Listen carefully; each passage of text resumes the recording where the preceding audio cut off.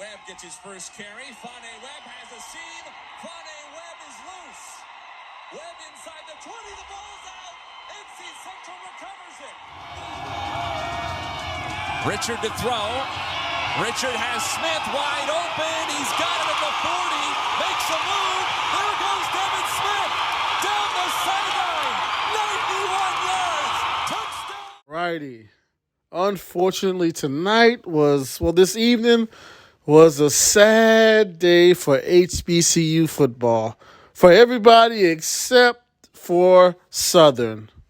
So shout out to Southern for winning the Bayou Classic, beating Grambling. Their interim head coach actually is going to go down in Bayou Classic history by winning the Bayou Classic with both teams as an interim coach. So shout out to him. So if you're in Southern, you're in a great mood because you guys won the Bayou Classic, right? Especially because it looked shaky. At one point, they were up big. They let Grambling come all the way back. At one point, it actually looked like Grambling took the lead. But unfortunately for Grambling, the running back stepped out of bounds. But they had first and goal inside of, 5 minutes left in the game. If they would have scored in the red zone, took the lead, they probably would have won the game, but Southern was able to stop them 4 straight times, keep them out of the end zone, and win the game. So once again, shout out to Southern. But let's go on to some of the sadder news. For the second straight year, Benedict has dominated the SEAC, went undefeated in the SEAC, got a first-round bye in the playoffs, and lost the playoff game at home. What I will say is they played a lot better this year than they did last year. Last year was just it was a blowout from the beginning. This year, it actually looked like they were going to win the game. They were up at the half. The issue was the second half, Lenore Ryan looked as if they made some adjustments and were ready to play, while Benedict did not look like as if they made enough adjustments.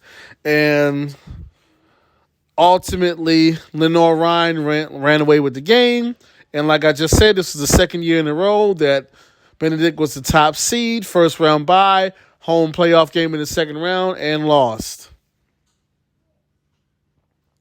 So that was unfortunate because I was hoping we could have some, HBCU mojo and have some bragging rights and talk about but it didn't go that way. Another piece of sad news, we had North Carolina Central in the playoffs against Richmond, a team that I quite frankly felt as though they could beat. The MEAC did very well against the CAA this year. So I'm thinking, Central can beat Richmond. And early on, it certainly looked as if they were going to beat Richmond. If we're keeping it all the way real, they were up 20-7 at one point. The problem is after they went up 20-7, after it looked as if the quarterback had a slight knee injury. From then on, all the momentum ran to Richmond, and unfortunately, Richmond wound up winning the game running away.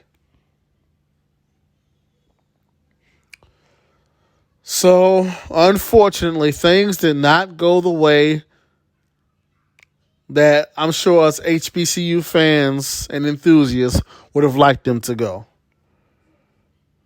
We got a good, entertaining Bayou Classic that came down to some of the last plays, so that was good. But Benedict, the outcome wasn't what we thought it was going to be or wanted it to be. And North Carolina Central, the outcome wasn't what we wanted it to be. So 2 unfortunate outcomes this weekend. Now on the good side, on the good news, we do still have the Celebration Bowl.